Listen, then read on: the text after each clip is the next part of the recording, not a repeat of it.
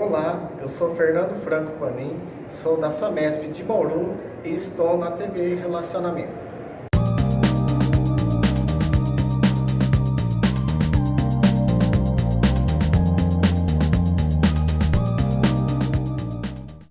Olá, internautas! Iniciamos mais um programa Gestão Executiva e hoje nós vamos falar de uma área importantíssima que afeta a gente todos os dias. E Goulart, gratidão aí pela tua presença.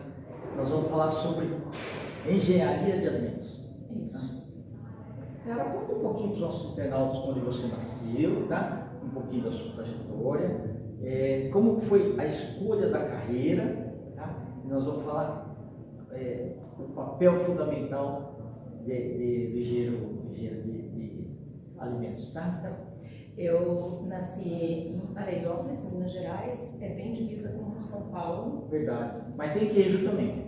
Tem queijo e cachaça. Cachaça, que é legal, bacana. Paçoquinha também, né? Essas coisas, né? Não? Paçoquinha eu não me lembro, mas cachaça, queijo, goiabada, essas A coisas. goiabada é verdade. Biscoito de polvilho. Isso, perfeito. Bom, os meus pais se mudaram para Campos do Jordão quando éramos crianças. E de lá, depois eu fui morar no Vale do Paraíba, em Taubaté, meus avós já moravam lá, e aí fiz administração de empresas primeiro, porque era o que eu precisava na época para trabalho, mas eu sempre tive um sonho de fazer alguma coisa voltada para alimentos. Era agronomia a princípio, mas como não dava certo, porque na época a agronomia era período integral, eu precisava trabalhar, acabou passando. Aí depois o Unital, a Universidade de Taubaté, abriu o curso de Engenharia de Alimentos e eu acabei me inscrevendo na primeira turma. Sempre tive uma curiosidade muito grande em ler rótulos, entender os componentes dos alimentos. Isso sempre foi. Então eu ficava assim entre química, agronomia, engenharia de alimentos, né? E aí eu acabei cursando esse curso. Acabou sendo muito útil porque eu trabalhei por mais de 30 anos na vigilância sanitária e uma das funções da vigilância sanitária, entre várias outras, é cuidar da questão da qualidade e segurança dos alimentos. Perfeito. E o profissional, o engenheiro de alimentos, é uma profissão extremamente versátil, né? Ele cuida da área da produção de matérias-primas, primeiro. Então, toda a indústria de alimentos tem um engenheiro de alimentos, basicamente, né? Nem todas, porque a legislação, ela exige para algumas categorias principais, como, por exemplo, alimentos você tem na área da agricultura e tem na área da saúde, que seria a vigilância sanitária. Então, os alimentos de origem animal são legalizados na agricultura. E os alimentos de outra origem, vegetal, por exemplo, são legalizados na Secretaria da Saúde, Anvisa, vigilâncias municipais. E aí, quando esse profissional começa a trabalhar, ele está cuidando da questão da produção de matéria-prima, né? O agrônomo vai até a produção, por exemplo, de uma fruta. Né? Aí, quando começa a falar em transporte, vigilância sanitária, se for uma fruta, por exemplo, vigilância sanitária.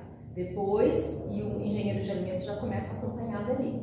Eu posso ter um engenheiro de alimentos responsável por essa questão do transporte, logística ali, porque você tem que ter o alimento ali, tem que armazenar ele muito bem, para ele não deteriorar. Depois você entra na cadeia de produção, ele entra, por exemplo, numa empresa, e aí ele vai ser a matéria-prima para a produção. O engenheiro de alimentos entra aí também porque ele pode cuidar de novas formulações, alimentos novos que nem existem, ou alimentos que já existem, e ele vai cuidar da questão do processo, para que aquele alimento seja seguro, que ele tenha uma conservação importante, né? Os alimentos hoje, por exemplo, antigamente você tinha morangos o ano inteiro, era só no inverno, né? Hoje não, você tem o morango em dezembro, janeiro, fevereiro, tudo um exemplo. Assim como outras culturas também, né? Sim. Eu, quando era moleque, melancia era só novembro e dezembro. Hoje ele tem o ano inteiro, né? Também o milho, você tinha a época certa. Né? Tinha.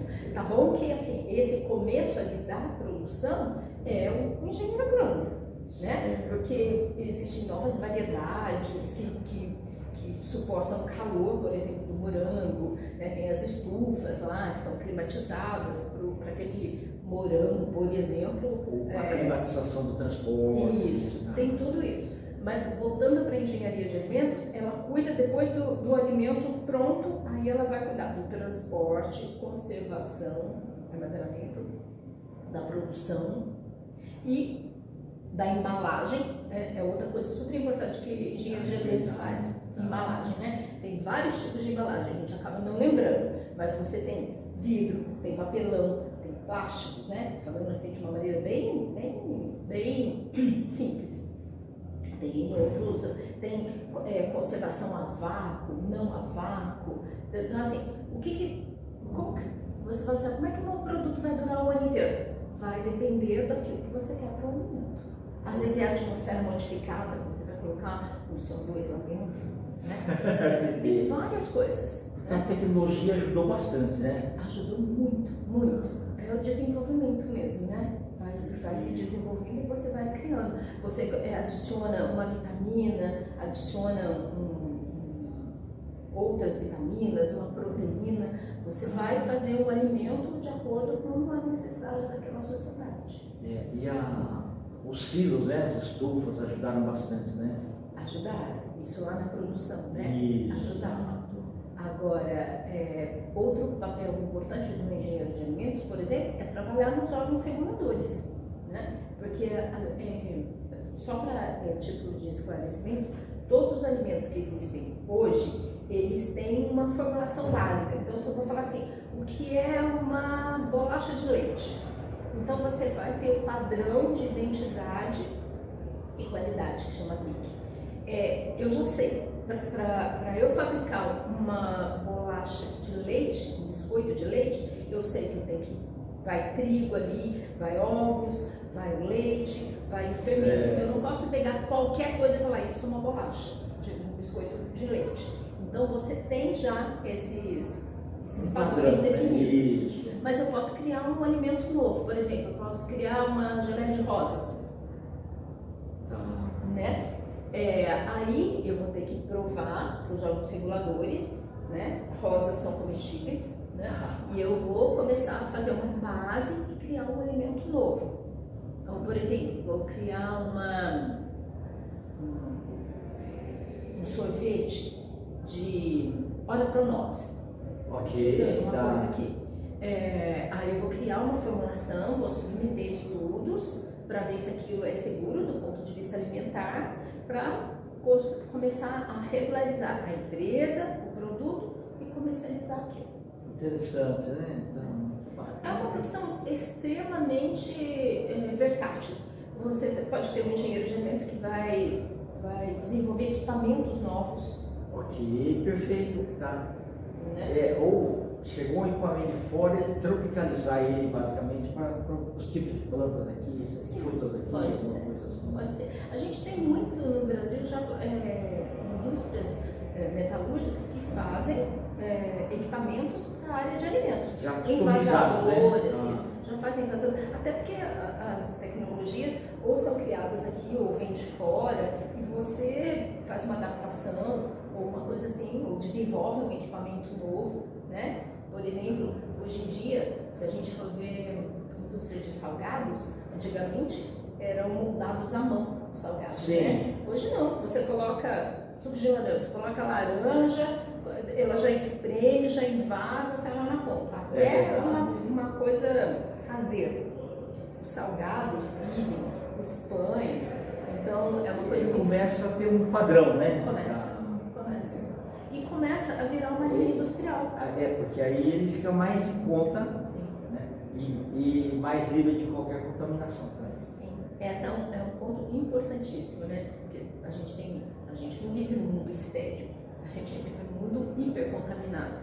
Então, essa questão de você sanitizar equipamentos, ter uma produção livre, de contaminantes, os funcionários usarem EPIs corretos para não se contaminar, né? E ter um processo adequado para não contaminar aquele alimento, porque a gente sabe que vários contaminantes vão causar risco importantíssimos para a saúde dos consumidores, que podem levar à morte. É verdade. Né? Um bom exemplo é o amendoim, né? Você tem um fungo contaminante nele que se você ingerir, você vai morrer. A mesma coisa. E é natural dele. É natural dele, é da terra. Né? Clostridium botulinum. A gente só pensa assim, é só quando eu como palmito envasado que foi feito, né? O Clostridium está na natureza, na terra ali. Então, eu fiz um palmito lá no meio da mata, clandestinamente, invasou. É um micro-organismo que gosta de ficar isento de ar, né? Anaeróbio, não gosta de ar, então ele fica dentro do potinho, tá perfeito para ele. Ele vai crescer, né? Você vai comer, nem vai perceber, porque são doenças mais... Às vezes nem modifica o gosto, né? Não, às vezes não modifica o gosto. E aí você vai comer, depois de uma semana, você vai começar a ter paralisia, até que ele paralisa o seu pulmão, você não respira mais. Né? Aí você pensa, é invisível, né? Todos os alimentos são envasados a vácuo. Então pode ter no milho, na ervilha, pode ter na azeitona, pode ter... Então o engenheiro de alimentos, por exemplo, vai cuidar de processos que são barreiras ali, para fazer com que, por exemplo, o palmito, você vai acrescentar um ácido para baixar o pH, porque essa bactéria não gosta de pH baixo. Ok, entendi. Fazer um controle, né? Faz um controle. Bacana. É bastante interessante. Tem muito a ver com a química, né? Com a composição dos alimentos, a fazer uma tabela nutricional. Tá. Né? E as matérias de química estão presentes no curso lá, né? Orgânico, inorgânico. Presentes. Porque a química faz parte da vida também, né? É verdade. A primeira vez que eu escutei falar de geoquímica, você escutava civil, elétrico, essas coisas, existia a SICA, Companhia Industrial de Conservas Alimentícias, em Jundiaí e em Monte Alto também, na cidade. Então aquela lata de massa de tomate, né? Tinha também marmelada, goiabada e tal, mas era. Aí eu ficava pensando assim, nossa, quanto tomate que tem que ser colocado lá, né? E aí não tinha jeito. Eu não sei se atualmente, mas antes talvez os conservantes fossem até mais pesados do que os de hoje. Tem limites, né? Tem limites, Você tem limites a nível mundial. Você tem legislação para a área de alimentos a nível mundial. E aí, por exemplo, a nível mundial você sabe que o limite para coliformes fecais é tanto para essas categorias de alimentos, por exemplo esse, né? De sujidades, a gente não vive no mundo estéril, a gente tem. É verdade. Né? Então tudo tem limite. Agora, quando você fala assim, a nível mundial, eu posso comer carne de cavalo? Não. Então, assim, só em culturas exóticas, alguma coisa assim, que você tem. Mas a nível mundial, você sabe o que você pode. Né? Então, só para. Ela padroniza mais ou menos os alimentos pelo mundo. Para você não ir para um outro país e comer uma coisa, carne de sapo. Estou chutando aqui um exemplo. Não, você come isso. Né? Então, tudo nisso está no Códex Alimentários, que é um documento, né, a nível mundial que diz o que são alimentos para seres humanos. Leite para bebê. Né? Então tem alimentos que são mais críticos, então alimentos infantis, né? Alimentos para diabéticos, né? Aromas. Você colocar outra função que o engenheiro de alimentos trabalha muito, e até compete ali junto com a engenharia química. Okay. Então, por exemplo, formulações de vitaminas para você colocar, um sabor de chocolate para você colocar no bolo. Okay. Né? Então tem N aplicações ali, é muito diversificado mesmo. E tem tudo tem prazo de validade também, né? Tudo. É curioso, né? Porque até 88, coisas favoráveis, tem coisas que não são tão favoráveis, que precisam ser modificadas, mas essa questão do prazo de validade dos alimentos, Sim. que a gente chama vida de prateleira, né, na prática, vida de prateleira na área de alimentos, ela foi dada a partir da Constituição. Os alimentos no Brasil, antigamente, você comprava um iogurte, Então, já até tá 88, muita gente foi mais contaminada, é isso? Foi, porque não se tinha, né, o prazo de validade dos alimentos. Você olhava para um pacote de feijão. Tá, é o aspecto mais visual, né? Era visual. Visual, era o sabor, era mais leite. Então era tudo muito empírico, assim, né? Sim. E aí o prazo de validade na vida de prateleira dos alimentos é uma das coisas também que você faz. Você coloca um alimento, engenheiro de alimentos, por exemplo, coloca o alimento em determinadas condições de pressão, temperatura, luminosidade e vê o quanto ele deteriora, em que espaço de tempo ele deteriora. E ali se estabelece o prazo de validade daquele alimento. Entendi, tá. Tem uma equação, né, para isso. Tem formulação para isso. Até para você fazer controle de qualidade de um alimento que você produz, de uma farinha.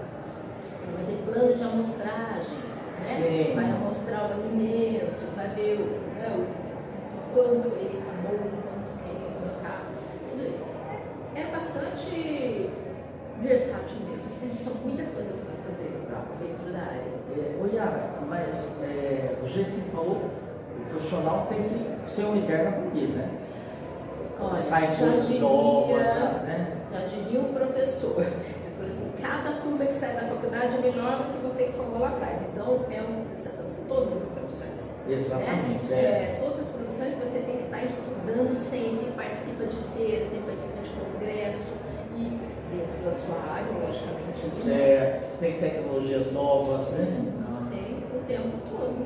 E às vezes você vai para um segmento, por exemplo, a produção de doces, ou produção de farinhas, ou de pães, né? Tem máquinas para você ver o quanto de glúten que tem uma farinha, para você ver se industrialmente falando, se aquela farinha é boa para você fabricar uma bisnaguinha. Certo. Né? E é feita análise química, não é do solo visual. O visual para deixar bonito, mas ou físico-química. Isso, exato. Tem bastante coisa. Outra coisa que o engenheiro de alimentos entra, controle de qualidade, análises físico-químicas. Em laboratórios. Tem uma diversidade enorme para se trabalhar, né? O profissional às vezes sai da faculdade e fala assim, o que eu vou fazer? Porque quando a gente sai da faculdade, a gente serve para tudo, todas as funções, mas a gente não sabe a fundo nada, né? A faculdade é uma base ali. Você começa a trabalhar naquela área, aí você começa isso. Aí você começa a se diversificar, a entrar naquela área e entender melhor o que está acontecendo. Perfeito. Tá ótimo. Yara, nós estamos aí nos finais, tá? Te agradecemos também. Você quer deixar algum contato se a gente tiver alguma dúvida? Se alguém precisar, pode entrar em contato através do telefone, podia ser? Por favor, tá? Código de área. Meu código é 12, o telefone é 98196-9310. ymr.goulart@gmail.com. Tá, nós vamos escrever. Tá bom, muito Gratidão. obrigada. Muito obrigado. Precisando? Tá ótimo. Obrigada. Internautas, os agradecimentos então a essa fantástica profissional, engenheira de alimentos, que nos brindou aqui com informações valiosíssimas, né, sobre essa profissão. Então, agradecimentos a Yara Goulart, né, e votos de bom sucesso. Obrigada, estou à disposição. Um grande abraço e até a próxima.